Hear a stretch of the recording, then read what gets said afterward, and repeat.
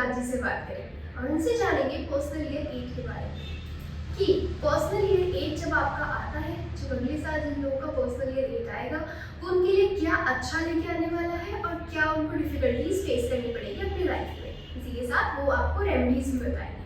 तो चलिए इनसे बात करते हैं। नमस्कार सर, एक बार फिर से आपका स्वागत है हमारे चैनल में। बहुत बहुत धन्यवाद कल्पना जी। ब्लेस्ड कि मैं आप लोगों से आता हूँ, बातें करता हूँ। एस्ट्रो पाठशाला एक बहुत बढ़िया प्लेटफॉर्म है जहाँ पे बहुत अच्छी अच्छी इन्फॉर्मेशन अवेलेबल है।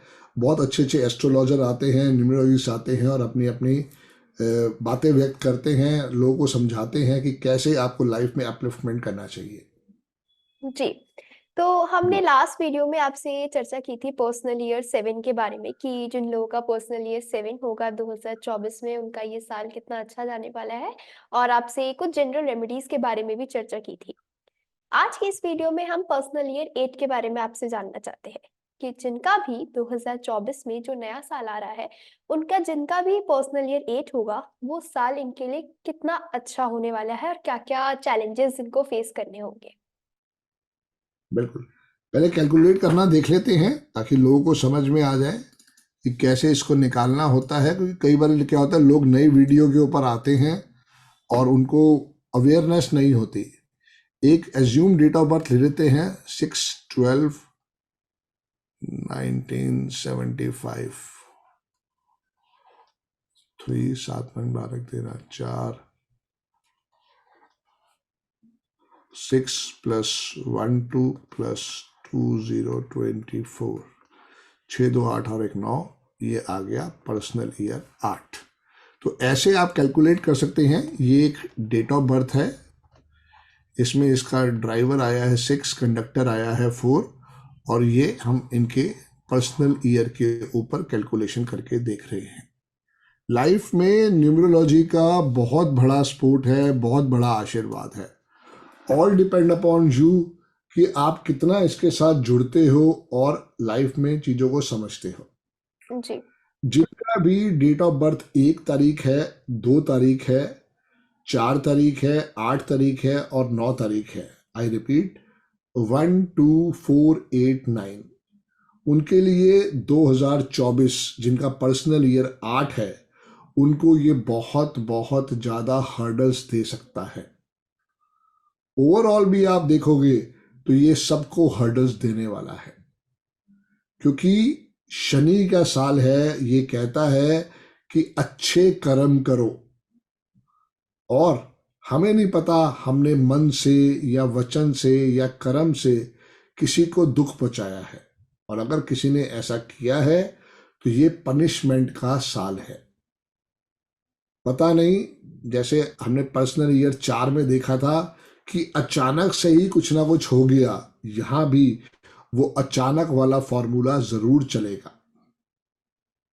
लोग एकदम से ही देखेंगे कि वो बैंकरप्ट हो गए हैं, एकदम से ही देखेंगे उसका चला चलाया बिजनेस रुक गया है, उनकी लाइफ में हर्डल्स, परेशानी, दुख, तकलीफ, बीमारियां बढ़ गई हैं।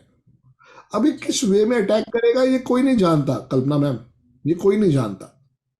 अगर कोई ये जान लेना कि ये किस वे में अटैक करेगा तो शायद वही भगवान बन जाए।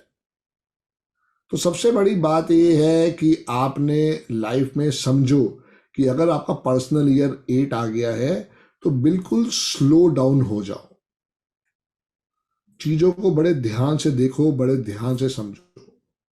जी, एक एक गलती पे या जो अपना एक्शन प्लान है उस पर दोबारा नजर डालो, उसको रीचेक करो।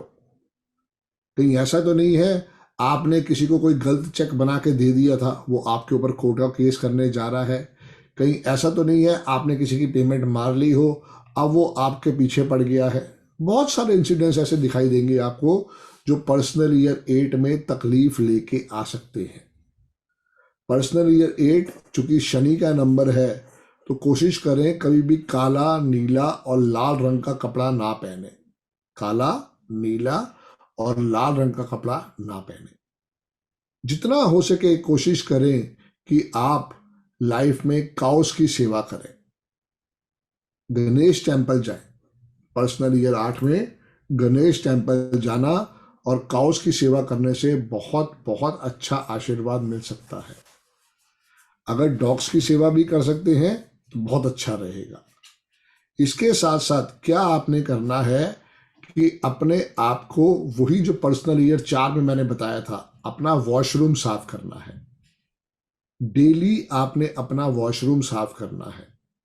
जितनी वॉशरूम साफ करते जाओगे आपकी नेगेटिविटी कम होती जाएगी या गायब होती जाएगी। अगर वो पॉसिबल नहीं है तो गुरुद्वारे जाओ, गुरुद्वारे में जाके झाड़ू पोछा लगाओ। गुरुद्वारा हो, मंदिर हो, जो भी आपको पसंद आता है, जो भी आप जिस भी चीज को आप मानते हो उसके ऊपर रहेगा। और नहीं तो फिर मॉर्निंग वॉक करो, जॉगिंग करो, अपने आप को थकाओ। जितना पसीना बहाओगे ये उतना आशीर्वाद देगा। कम से कम आपको 45 मिनट्स का वर्कआउट करना ही चाहिए पर्सनल ईयर 8 के अंदर। कोई भी आपका ड्राइवर हो, कोई भी आपका कंडक्टर हो, वो सब बात की चीजें हैं। पर्सनल ईयर 8 मैंने निकालना बता दिया आपको, तो जी वहां पे आपको वर्कआउट करना बहुत जरूरी है। जैसे जैसे वर्कआउट करते जाओगे चीजें कन्वर्ट नहीं होंगी, पर आपको स्पोर्ट दिखाई दे जाएगा।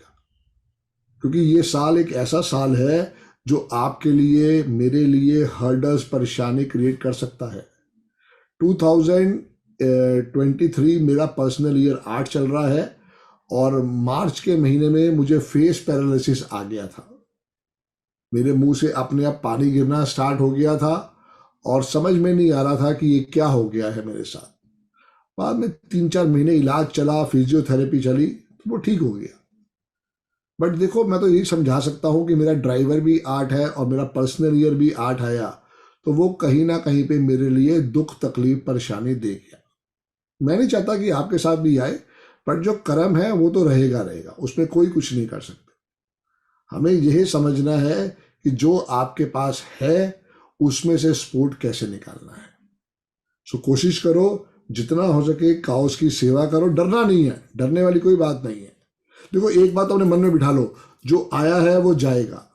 पर्सनल ईयर 8 और पर्सनल ईयर 9 हमारे को पनिशमेंट देने के लिए भगवान ने बनाए हैं। क्योंकि अगर आप बुरा काम करोगे, छल कपट करोगे, तो भाई पनिशमेंट तो पड़ने वाली है, उसमें कोई बचाव नहीं है।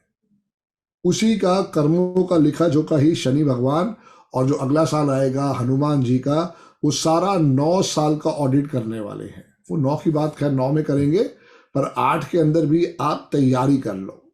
जल्दबाजी नहीं करनी है, चीजों को समझना है। कोई भी एक्शन प्लान करने से पहले उसको दोबारा चेक करो, कोई गलती तो नहीं हो रही उसके अंदर। और अगर आपने किसी से कोई गलत काम करा है तो हाथ जोड़ के क्षमा मांग लीजिए, बहुत बढ़िया रहेगा। जी कल्पना मैम। तो सर, जैसा आपने बताया कि जिनका पर्सनल ईयर 8 है वो काफ़ी ज़्यादा डिफ़िकल्टीज़ फेस करनी पड़ेंगी। सो इनको क्या, जैसे कोई स्टार्टअप के लिए प्लान कर रहे हो कि हमें नेक्स्ट ईयर एक स्टार्टअप करना है, या फिर अब्रॉड जाने का प्लान कर रहे हो कि हमें स्टडीज़ के लिए, हायर स्टडीज़ के लिए अब्रॉड जाना है, तो क्या उन्हें प्लान करना चाहिए? क्या ये साल उनके लिए थोड़ा बेनिफिशियल रहेगा? बिल्कुल, हायर एजुकेशन के लिए तो कोई दिक्कत नहीं है। स्टार्टअप के लिए थोड़ा शांति रखें, पर्सनल ईयर 1 में करें। अगला साल भी अच्छा नहीं होगा कोई भी नया काम करने के लिए। स्टार्टअप के लिए अभी थोड़ा आपको पेशेंस रखना पड़ेगा। जितना हो सके अपना चीज़ों के ऊपर समझो, कोई गलती तो नहीं हो रही। वो मैं इसलिए बार बार ही कह रहा हूँ कि मेरे पास क्लाइंट आते हैं और वो कहते हैं कि सर आप लेट मिले। मैं यही बताना चाह रहा हूँ कि पर्सनल ईयर 8 है तो थोड़ा सावधान हो जाओ। थोड़ा सा अपने आप को दोबारा रीचेक करो, कोई गलती तो नहीं हो गई। क्योंकि कई बार हड़बड़ी के अंदर गलतियां हो जाती हैं और फिर वही हमारे लिए दुख तकलीफ का कारक बनती है। तो पर्सनल ईयर 8 में शादी आप करना चाहो हो सकती है, प्रॉपर्टी बनाना चाहो प्रॉपर्टी दे देगा। ये इसका बहुत बड़ा आशीर्वाद है पर्सनल ईयर 8 का। तो आपके लिए ये एक सुहाना अवसर हो सकता है प्रॉपर्टी लेने के लिए, बट चीज़ों को कैलकुलेट करने के बाद। और कौन से नंबर की प्रॉपर्टी लेनी है वो जल्दबाजी मत करो, पहले किसी अच्छे न्यूमरोलॉजिस्ट से राय लो, फिर उस मकान को फाइनल करो। जी। तो जी अभी आपने रेमेडीज़ बताई कि काउज़ की सेवा और डॉग्स की सेवा करनी चाहिए। तो उसके अलावा भी कोई जनरल रेमेडीज़ है? जो हम कर सकते हैं अपना देखिए साल बेहतर बनाने के लिए? जिनका भी ड्राइवर कंडक्टर 1 2 4 8 9 है वो नहीं कर सकते, लेकिन अगर इसके अलावा जैसे किसी का ड्राइवर कंडक्टर 3 है, 5 है, 6 है, 7 है, तो वो जब शनि टेम्पल जाएं शनिवार रात को 7:30-8 बजे के बाद, तो वहां पे जाके 9 ब्रेड पकौड़े और 9 समोसे गरीब बच्चों को बांट सकते हैं, गरीब लोगों को बांट सकते हैं, गरीब जो ठेला मजदूर हो सकते हैं, कोई और ऐसा हो सकता है उसको बांट सकते हैं। और कोशिश करें कि 9 चाय भी पिलाएं। जो बांटना है वो हमेशा 9 रहेगा, 9 समोसे या 9 ब्रेड पकौड़े या 9 गुलाब जामुन भी आप बांट सकते हो चाय के साथ। Quantity must be 9। जी, चाहे वो हम कुछ भी बांटे लेकिन उसकी क्वांटिटी 9 होनी चाहिए। तला तला हुआ हो, तीनों चीजें तली हुई हैं, ब्रेड पकौड़ा, समोसा या गुलाब जामुन। जी सर। धन्यवाद सर आपका, आपने हमारे दर्शकों को बताया और साथ ही साथ ये भी बोला कि चाहे कितनी भी परेशानी हो, कितनी भी डिफिकल्टीज हो, वो हमें फेस करनी ही पड़ेगी हार और नहीं मान जी, हार नहीं माननी। और ऐसा नहीं है कि पूरा साल ही आपका काफ़ी ये फ़ेज़ में निकलेगा, ऐसा नहीं है। अगर कुछ गलत हो रहा है, कुछ बुरा हो रहा है, तो उसके साथ कुछ अच्छा भी आ रहा है। सो यस हमें हार नहीं माननी चाहिए। मैं अपने दर्शकों से यही कहूँगी और आपका भी मैं बहुत-बहुत धन्यवाद करती हूँ कि आपने अपना समय निकाला और हमारे दर्शकों को गाइडेंस दी।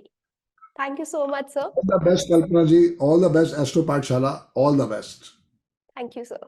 ये थी हमारी आज की चर्चा संदीप बजाज जी के साथ। अगर आपको हमारी ये वीडियो पसंद आई हो तो हमारे चैनल को सब्सक्राइब करें और हमारे एप्लीकेशन को इंस्टॉल करें जिसमें हमारे 50 से भी ज़्यादा कोर्सेज अवेलेबल हैं। और साथ में ही डिस्क्रिप्शन में हमारे व्हाट्सएप ग्रुप का लिंक है, उसे ज्वाइन करें जिसमें आपको लेटेस्ट ऑफर्स और अपडेट्स मिलेंगे। धन्यवाद।